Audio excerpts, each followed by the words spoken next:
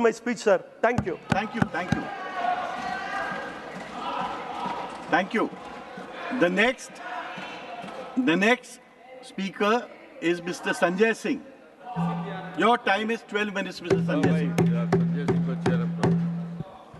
धन्यवाद मान्यवर, आपने बजट पर मुझे बोलने का मौका दिया। मैं अपनी बात शुरू करना चाहूँगा। मान्यवर, हमारे कुछ दोस्त जो कभी इधर हुआ करते थे, अब वो उधर चले गए हैं। उनके लिए चंद पंक्तियों से अपनी बात शुरू करूँगा कि कैसा ये हादसा है मेरी जिंदगी के साथ, कैसा ये हादसा है मेरी जिंदगी के साथ, मैं हूं किसी के साथ, मेरा दिल किसी के साथ। तो जो लोग उधर चले गए मान्यवर, उनका दिल हमारे साथ है, भले वो किसी के साथ हो। मान्यवर, इस बजट का बहुत ढोल पीटा जा रहा है कि बड़ा क्रांतिकारी, बड़ा अच्छा बजट, बड़ा विकसित भारत का बजट है। यह बजट क्या है मान्यवर?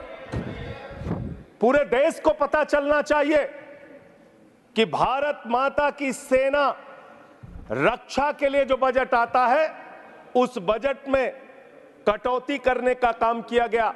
9.6% से घटाकर 9.43% किया गया। भारत का अन्नदाता किसान जो अपने खून पसीने से देश को चलाने का काम करता है मान्यवर, उसका बजट, कृषि का बजट 3.2% से 20% से घटाकर 3.15% किया गया। स्वास्थ्य का बजट, हिंदुस्तान 144 करोड़ लोगों का देश है मान्यवर, लेकिन बड़े अफसोस के साथ कहना पड़ रहा है कि स्वास्थ्य का बजट 1.97% से घटाकर 1.85% किया गया। ट्रांसपोर्ट का बजट 11.48% से घटाकर 11.28% किया गया। पेंशन, जहां एक तरफ पुरानी पेंशन की बहाली की मांग हो रही है, लाखों कर्मचारी सड़क पर हैं और मांग करते हैं कि पुरानी पेंशन बहाल किया जाए, इस सरकार ने पेंशन का बजट 5.20% से घटाकर 5.04% करने का काम किया। एनर्जी का बजट 2.10% से घटाकर 1.42% करने का काम किया। वैज्ञानिक विभाग का बजट 0.7% से घटाकर 0.6% करने का काम किया। फूड सब्सिडी का बजट 4.38% से घटाकर 4.25% करने का काम किया। नॉर्थ ईस्ट के विकास का बजट, मणिपुर की तो चर्चा आपने नहीं की, लेकिन नॉर्थ ईस्ट के विकास का बजट आपने 0.13% से घटाकर 0.12% करने का काम किया। सामाजिक कल्याण, जिसमें आपका बिल्कुल यकीन नहीं है, उसका भी बजट आपने घटाया। 1.22% से घटाकर 1.17% करने का काम किया। आपने फर्टिलाइजर का, खाद का बजट 3.88 से घटाकर 3.4% करने का काम किया और फूड सब्सिडी आपने घटाने का काम किया। ये है आपके विकसित भारत के खोखले बजट की सच्चाई। हर वर्ग को आपने चोट पहुंचाने का काम किया मान्यवर। आप कहते हैं आज दुनिया की 5वीं बड़ी अर्थव्यवस्था है, 5वीं बड़ी अर्थव्यवस्था है। अरे ये तो सच्चाई बताइए कि ये 5वीं बड़ी अर्थव्यवस्था किसके लिए है? आपने चंद पूंजीपतियों का 16 लाख करोड़ रुपए माफ किया। ये इस देश की सच्चाई है। आपने 16 लाख करोड़ रुपए पूंजीपतियों का माफ किया। आपने 14 देश के प्रधानमंत्रियों ने जितना कर्जा लिया, उससे दोगुना कर्जा अकेले आपकी सरकार ने लिया। आपने 150 लाख करोड़ रुपए कर्जा लेने का काम किया, देश को कर्ज में डुबाने का काम किया। मान्यवर, मैं बताना चाहता हूं इस सरकार से किन किन वर्गों को उम्मीद थी।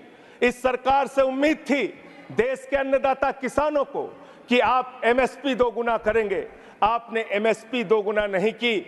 आपने किसानों की फूड सब्सिडी का काटने का काम किया, फर्टिलाइजर सब्सिडी काटने का काम किया, कृषि क्षेत्र को देने वाले बजट को खत्म करने का काम किया। बेरोजगारों को उम्मीद थी, 10 साल में आपने कहा था मान्यवर 20 करोड़ नौकरियां देंगे, 20 करोड़ नौकरियां आपने नहीं दी। फिर नौजवानों ने कहा नौकरी दो, नौकरी दो। फिर आपने कहा पकौड़ा तल लो, पकौड़ा तल लो। फिर आपने कहा पान की दुकान लगा लो, पान की दुकान लगा लो। फिर आपने कहा 4 साल की नौकरी कर लो सेना में, 4 साल की नौकरी। मैं मान्यवर आपके माध्यम से भारत के प्रधानमंत्री से बड़ी विनम्रता पूर्वक पूछना चाहता हूं, देश के प्रधानमंत्री को 73 साल की उम्र में तीसरी बार प्रधानमंत्री बनना है, लेकिन किसान का बेटा नौजवान सेना में 4 साल की नौकरी करेगा, ये भेदभाव क्यों है? मैं पूछना चाहता हूं मान्यवर, आपके माध्यम से इस सरकार से जानना चाहता हूं, अगली योजना क्या आएगी आपकी? आप कह रहे हो इंटर्नशिप योजना, ट्रेनिंग योजना, 5,000 रुपए की ट्रेनिंग ले लो, 5,000 रुपए की ट्रेनिंग ले लो। मान्यवर 5,000 रुपए की ट्रेनिंग 500 बड़ी कंपनियों में आप देंगे। मुझे भारत की 100 कंपनियां आप बता दीजिए जिसमें एक कंपनी में आप 4,000 ट्रेनी रख सकते हैं। एक कंपनी बता दीजिए जिसमें आप 4,000 प्रशिक्षु आप रख सकते हैं ट्रेनिंग के तौर पे। ये भी आपका आंकड़ा सिर्फ एक जुमला है, इसके अलावा कुछ नहीं है।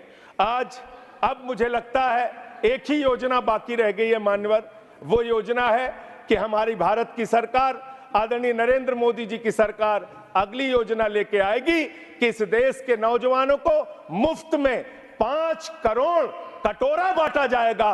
भीख मांगो योजना, भीख मांगो योजना लाने का काम ये लोग करेंगे।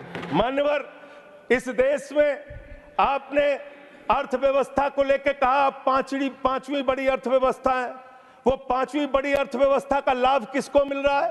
आपके चंद पूंजीपति मित्रों को, जिसका 16 लाख करोड़ रुपए आपने माफ किया, जो हजारों करोड़ लूटकर हिंदुस्तान से चले गए। मान्यवर मैं बड़ी विनम्रता पूर्वक कहना चाहता हूं, मित्रों बड़ी डिलीटेड जी, डिफिकल्टी। ठीक है सर। मान्यवर मैं बड़ी विनम्रता पूर्वक आपके माध्यम से पूछना चाहता हूं, क्या इस देश की अर्थव्यवस्था में रेहड़ी पटरी वालों का कोई योगदान नहीं? जो 10 करोड़ रेहड़ी पटरी वाले पूरे देश में हैं, उनका कोई योगदान नहीं है क्या मान्यवर? वो भी सरकार को टैक्स भरते हैं। आपकी सरकार उनको भी फूटी आंख से देखना नहीं चाहती। आपने रेहड़ी पटरी वालों को कहा अपने नाम के आगे नेम प्लेट लगाओ, अपने नाम के आगे नेम प्लेट लगाओ।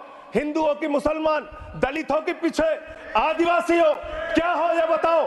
मैं पूछना चाहता हूं, आपके माध्यम से सरकार के कहना चाहता हूं मान्यवर, अगर नेम प्लेट लगवाना है तो लगवाइए गले में नेम प्लेट। नीरव मोदी के गले में नेम प्लेट लगवाइए कि 20,000 करोड़ रुपए हिंदुस्तान का वो बाकी है, लगवाइए नेम प्लेट।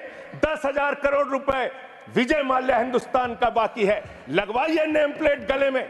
ललित मोदी के कि 3,000 करोड़ रुपए हिंदुस्तान का लूट के भाग गया, लगवाइए नेम प्लेट। मान्यवर मैं कहना चाहता हूं नितिन संदेशरा के कि वो 6,000 करोड़ रुपए हिंदुस्तान का लूट के भाग गया, लगवाइए नेम प्लेट। अडानी के कि 2.5 लाख करोड़ रुपए का कर्जा आपने एक आदमी को दे रखा है, लगवाइए नेम प्लेट उन पूंजीपतियों को जिन्होंने हिंदुस्तान की बैंकों को खाली करने का काम किया। मान्यवर एक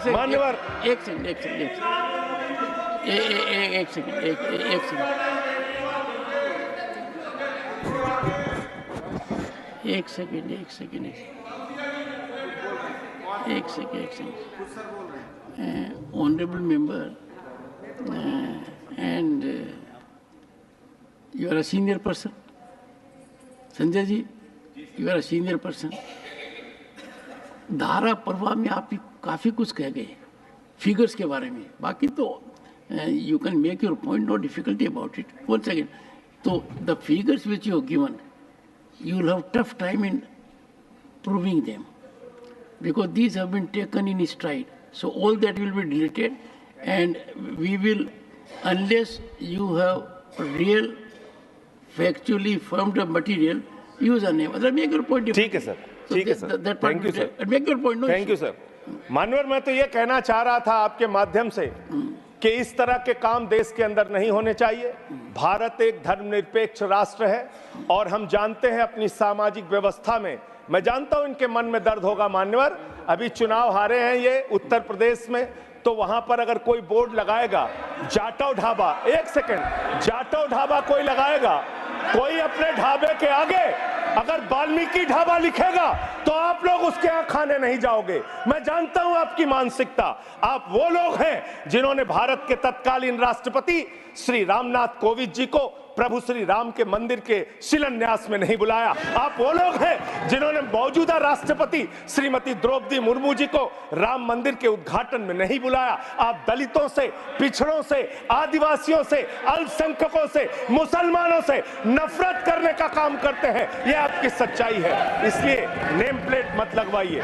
नेम प्लेट लगवाना है तो जिन्होंने देश की बैंकों को लूटा है उनका नेम प्लेट लगवाइए। और मान्यवर, मैं आपसे, आपके माध्यम से इस सरकार से कहना चाहता हूं, इनका बजट पड़ रहा था मान्यवर, जेलों को भी इन्होंने कम बजट दिया।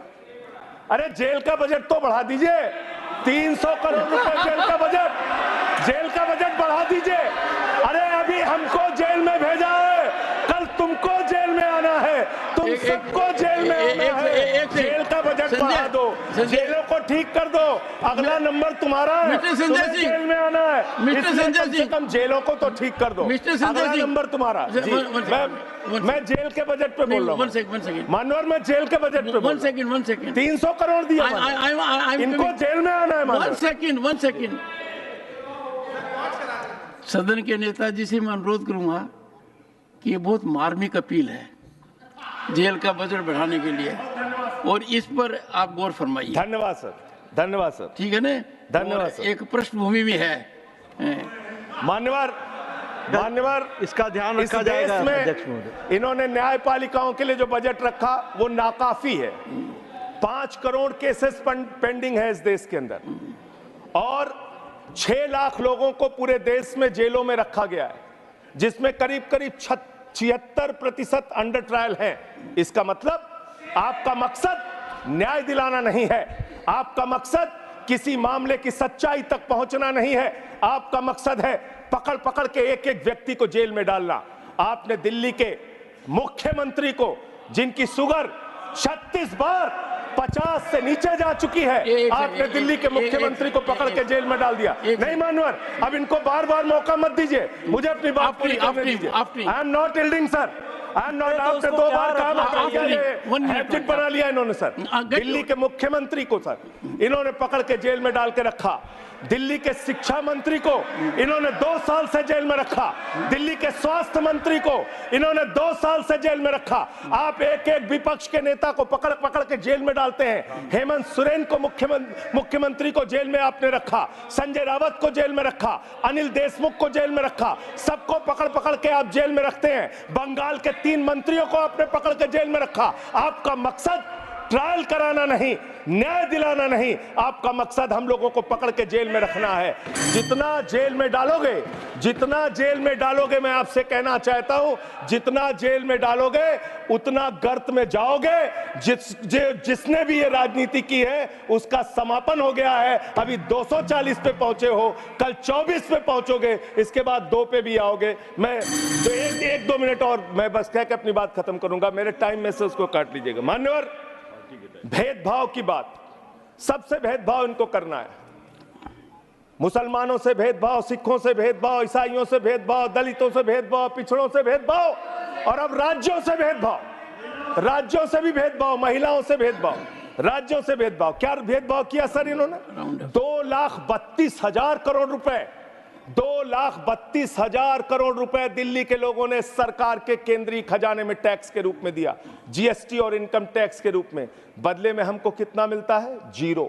9 साल से आप दिल्ली को बजट नहीं देते। पंजाब के लोग, बस मेरे में से काट लीजिएगा सर, 1-2 मिनट काट लीजिए, पार्टी के उसमें से काट लीजिएगा। पंजाब के लिए सर, पंजाब का किसान अपना खून पसीना बहा के खेत में गेहूं पैदा करता है, धान पैदा करता है। आपने 8,000 करोड़ रुपए पंजाब के विकास का पैसा रोक रखा है, विपक्ष के राज्यों का पैसा आपने रोक रखा है। ये भेदभाव क्यों कर रहे हैं आप क्यों कर रहे हैं? आप लिखते हैं राज्यों के विकास से देश का विकास है, ये आप राज्यों का विकास कर रहे हैं। एक एक करके टारगेट करके विपक्षी राज्यों के साथ आपने भेदभाव करने का काम किया। और अंत में कोई मुझे कह रहा था सारे बजट कम किए, शिक्षा के बजट को भी आपने कम कर दिया। मैंने इन लोगों से कहा शिक्षा से इनका कोई लेना देना नहीं है, शिक्षा से इनका कोई लेना देना नहीं मान्यवर। क्यों लेना देना नहीं है? क्योंकि दिल्ली विश्वविद्यालय में मनुस्मृति पढ़ाने जा रहे हैं ये लोग। मनुस्मृति पढ़ाएंगे कि दलितों के, पिछड़ों के, जिनको आप शूद्र कहते हैं, आप शूद्र कहते हैं, अगर वो श्लोक सुन लेंगे तो उनके कान में पारा आप कैसे डालेंगे? ये पढ़ाई आप कराने जा रहे हैं दिल्ली विश्वविद्यालय में। ये पढ़ाई आप कराने जा रहे हैं। इसलिए मान्यवर, मैं आपसे यही कहना चाहता हूं, ये बजट हिंदुस्तान के किसान के खिलाफ है, ये बजट हिंदुस्तान के नौजवान के खिलाफ है, ये बजट हिंदुस्तान के व्यापारियों के खिलाफ है, ये बजट सिर्फ और सिर्फ मोदी जी के मित्रों के लिए बनाया गया है, मित्रों के लिए बनाया गया है, मित्रों के लिए बनाया गया है। The later part will not go on record. हाँ, honorable members.